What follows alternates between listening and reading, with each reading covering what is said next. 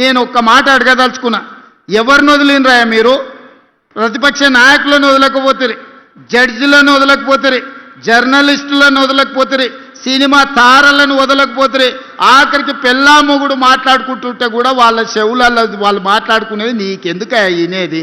ఏమన్నా పొయ్యకాల ఏం రోగం అయ్యా అది? పెళ్ళా మొగుని కూడా మాట్లాడుకోనియరా?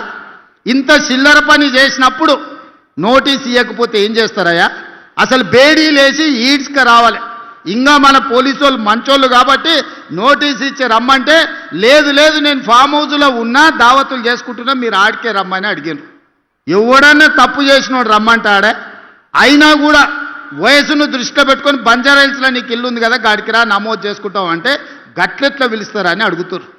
ఇవాళ తప్పు చేసినోని అంగి పట్టి ఈడ్చుకొచ్చే చట్టం ఉంది మన దగ్గర. ఇవాళ ఆయన చరిత్రనంట నేను మొత్తం రూపుమాపే ప్రయత్నం చేస్తుండంట. హరీష్ రావు గారు, మీ మామ దొంగ పాస్పోర్ట్ల చరిత్ర నేను తూడిపినా పోతుందా? నీ పక్కలుండే ఆర్ఎస్ ప్రవీణ్ కుమారే చెప్పిండు, చంద్రశేఖరరావు మీద దొంగ నోట్ల కేసు చిక్కడపల్లి పోలీస్ స్టేషన్లు ఉందని. ఆనాడు ఎవరో ఒక నాయకుడు ఆయన ఎంబడి ఉండేట ఆయన దొంగ నోట్లలో దొరికితే చంద్రశేఖరరావు కూడా అందులోనే ముద్దాయి అని నేనన్లే ఆర్ఎస్ ప్రవీణ్ కుమార్ అన్నాడు. దొంగ నోట్లు ముద్రించే మీ చరిత్ర నేను తూడుపుతే పోతుందా? దళితుని ముఖ్యమంత్రి చేస్తానని దగా చేసిన మీ చరిత్రను నేను చెరపాలన్నా జరుగుతుందా? దళితులకు 3 ఎకరాలు ఇస్తాన్న మీ హామీ నేను తూడ్చేస్తే పోతుందా? డబుల్ బెడ్రూమ్ ఇల్లు ఇస్తానని పేదోళ్ళని చేసిన మోసానికి ఈరోజు నేను ఒకవేళ చెరపాలనుకున్న మీ చరిత్ర చెడిపోతుందా?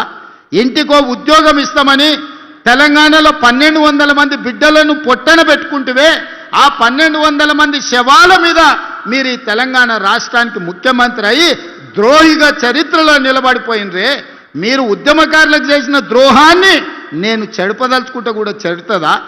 మీ చరిత్ర దొంగ పాస్పోర్ట్లు, మీ చరిత్ర దొంగ నోట్లు, మీ చరిత్ర ఉద్యమకారులను దోకా చేసిన చరిత్ర, మీ చరిత్ర నేను చెరపదలుచుకున్నా చెరిగేదేనా అని నేను అడుగుతున్న హరీష్ రావు గారిని. అందుకే మీ చరిత్రను ఎవ్వడు చెరపలేరు.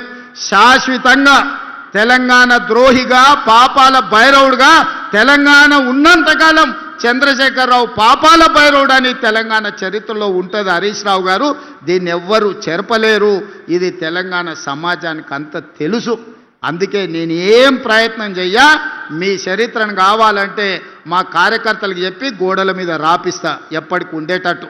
మా రామ్మోహన్ రెడ్డి గారు సూచన ఎత్తున పరిగెంత రాపిరు ఆయన పాస్పోర్ట్ల దందా దొంగ నోట్ల దందా గురించి గోడల మీద రాపిస్తే కానీ వాళ్ళ గొప్పతనం ప్రజలకు తెలియదు. ఏదేమైనా స్క్రీన్ మీద మా అక్కలు ఉన్నారు. మా అక్కలను ఒకటే మాట అడగదలుచుకున్నా, ఆ ఎల్ల బతుకమ్మ చీరలు మీకు ఇచ్చిర్రు, ఎన్నడన్నా కట్టుకున్నారా అక్క? తలుపు మూసన్న కట్టుకునే పరిస్థితి ఉండేనా? బతుకమ్మ చీర ఇయ్యాలి, తీసుకుపోయి పిట్టల్ని బెదిరియడానికి బాయికాడ కట్టేయాలి. అవునా? మనం వేసిన పంట మొక్కజొన్నను అదో ఇదో ఉంటే పిట్టలు వాళ్ళకుంటే బెదిరియడానికి ఆడ అడ్డం కట్టేది.